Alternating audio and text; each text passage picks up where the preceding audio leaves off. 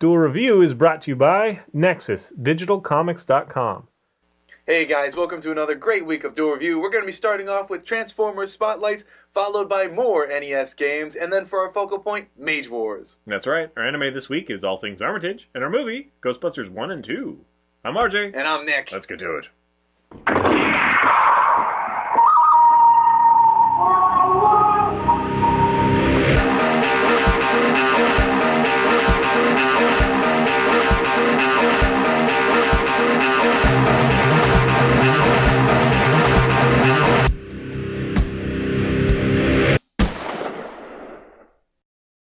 Hey everybody, today is March 4th, and we're talking about the Transformers Spotlights released in trades. That's right, and the series actually started in 2006, IDW obviously, and I really like this. I started following this. I have several of the initial issues rather than the trades because I really got into it. Basically what they did was they took characters and they made like little short stories and one-issue stories in them just to tell you more about that character, and it was really great. You know, you got to see a lot of great backstory in there, and it was just a lot of fun.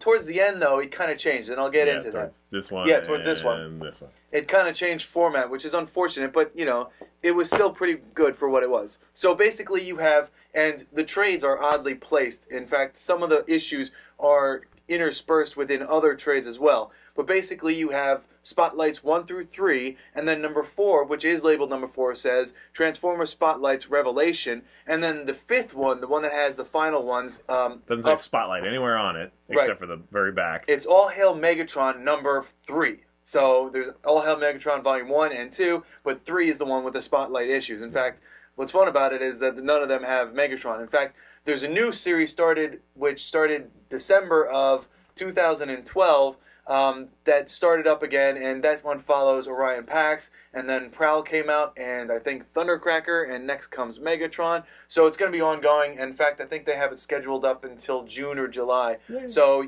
pick those up now. Well, hopefully it goes back to the original formula. So let's talk about, I mean, do you want to talk about the first 3 or the first 2? Or? Real quickly, while I'm talking about the issues, there is one that's kind of missing, and that can be found, and that's Prowl. Prowl came out in 2010.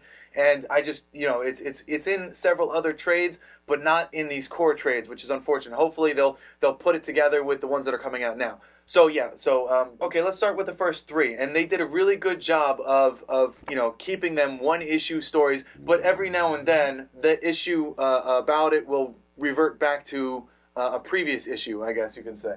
There you go. Okay, you have, for example. You have Shockwave here, and Shockwave's character, his story arc, his one issue, follows up in Grimlock's issue. So what happened in the previous issue kind of happens again, but they still are well maintained as issues specifically about that character, which was nice. But up until number 4, which is Revelation, they started doing, you know, less about that specific character and more about a story arc that kind of tied into it. And I should note that these issues also kind of bring into other story arcs like Infestation and Infiltration, Stormbringer, Escalation, Devastation, and the Dead Universe storyline. And I'm honestly not sure why they lost sight of, you know, the whole Spotlight being a specific tale about that Transformer. Right. I mean, some of the Spotlights in this book are more about others than it is the actual spotlighted character, which is really unfortunate. But at the same time, it does have some fun tying stuff in. You see RC like in 4 different ones. Her main one is probably the coolest. I think it's pretty cool. It's one of the better ones. Yeah, I'm glad they talked more about her. Unfortunately, I don't like Optimus's very much, and that's in the second trade. Right. It's just a little boring. It's just kind of him floating around and, you know, just whatever. The Grimlock one is not enough. I liked it. It's still cool. I liked it. It's just like, I want to know more, you know, and of course you have to follow, you know, the whole Dinobots thing. Or actually, it's not even that. He's still separated from them. Right. I guess you read the trades that we reviewed, the other trades, to follow the Dinobots. Yeah.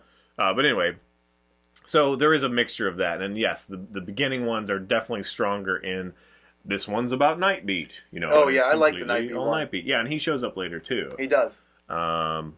And in fact, he plays very interesting. Well, his story arc is very interesting when it gets to that second point, although I did like the first point. Basically, the first issue here has Shockwave, Nightbeat, Hot Rod, which was a fun one. I really liked that one. Six Shot, which was another great one. Oh, that was awesome. Yeah, and Ultra Magnus, which Ultra Magnus was a character that I've always liked, but I didn't really understand like why I liked him, because he's more of a Optimus Prime knockoff. But in this one, he really stands out alone because he's like almost like a bounty hunter, almost. Well, yeah, he's like a bounty hunter, but he only hunts bounties who have, he's part of that, what was it, the something Concord or whatever. But he's very militant. He's very about the books, law and order type deal, bounty hunter. So that's a really fun story.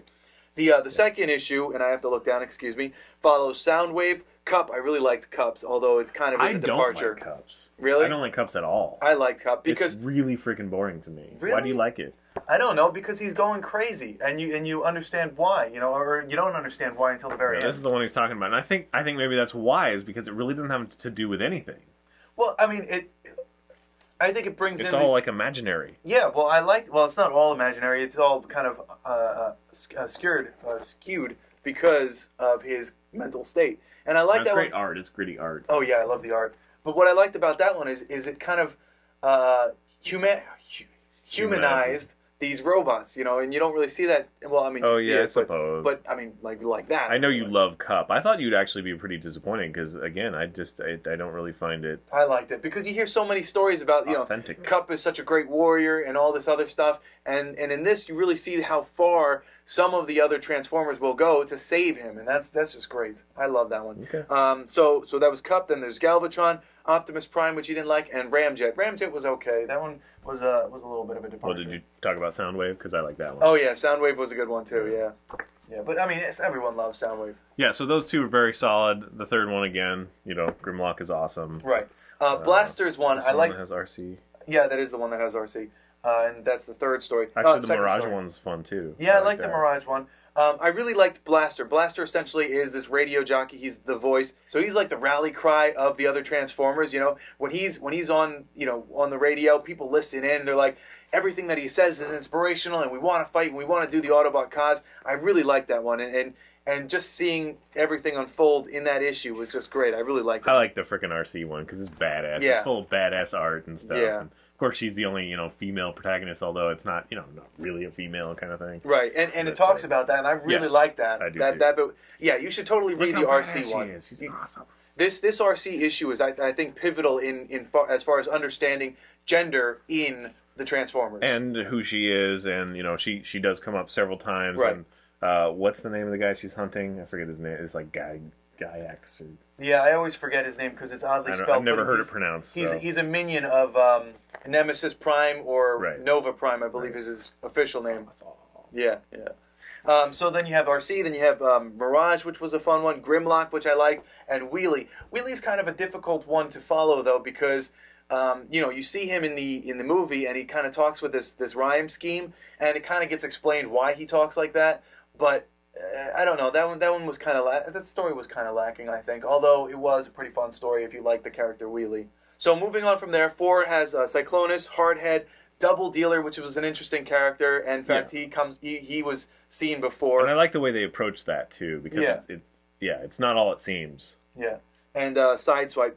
Real quickly, we were talking about how characters kind of become second, they play second fiddle to the story sometimes in these, which is unfortunate. Well, let's just say, here's Double Dealer, and he's presented here a couple times, here, but otherwise it's like all Optimus Prime and all, Right. So one of the characters in this book that really kind of moves away from him being the focus is Hardhead.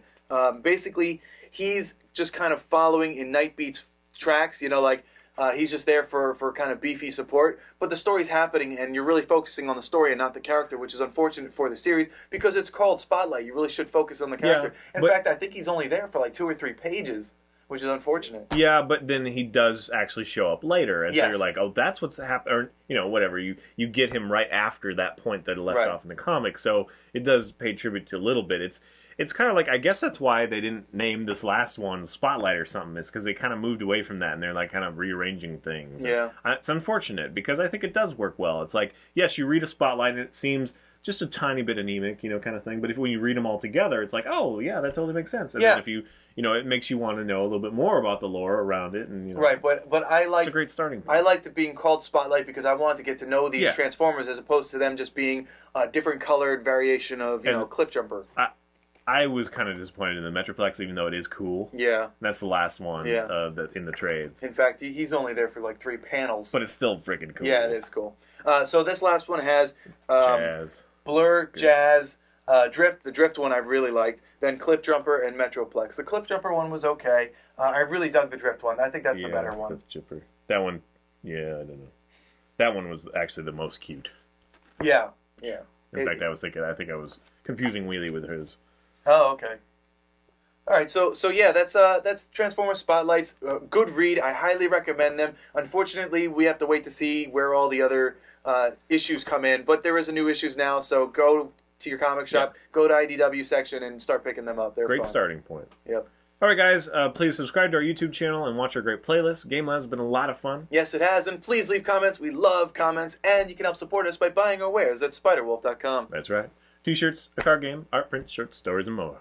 See you later. Oh! Yes. Dang it. Oh! Not a crook. I am, because I stole that. Coming up, a few more of our favorite NES games. It is the 4th, 5th, 6th, 7th, and 8th of March, people. March. Wow. March. Stupid month. I'm different than another month. March has always been proud, I think. Yes, it has. Proud buttocks. 2 months ago. It's late. So, Transformers Spotlights, more NES games. Is this thing facing me? Hey, I think he's running for office. We will have more NES games. More Transformers Spotlights. More NES games. More Mage Wars. Yeah! The people have spoken. Yeah. Why did you go to that? I am not a crook. I'm not a crook. Finally, his beloved Ghostbusters. And it's important because it happens on that Friday. Yeah, he gave me to me to watch in like the box. It's like obviously been caressed a lot. It smells like his bed. No, that sounded wrong. I won't put it as bloopers. But what I meant to say is that you were like cuddling with it and like being like, oh, I do. Falling asleep. Yeah. What it sounded like is you were like, I love you in bed. Anyway. Ghostbusters! Speaking of God. Ghostbusters. I'm afraid of no ghosts. I used to know that song. And that one and the second one. Did you ever call the number? Of course you did. 1-800-GHOSTBUSTERS? Yeah. And? I think they actually had a line open for a little bit, but I don't think it's there anymore. Yeah, I can't remember what ours did. I mean, the lore is like that it was a like a sex line number, but I don't think that's possible. I think they were all 900 at that point. So it probably just went, you are a moron. Okay. Hey everybody, today is March 4th, and we're taking a look at the release that... Hey everybody, today is March... Oh, sorry. Hey everybody, today is March the 4th, and we're talking about the trades of... Okay, I got it. Good. Man, I'm good. I'm damn good. I'm pretty damn good. Yes, I stumbled.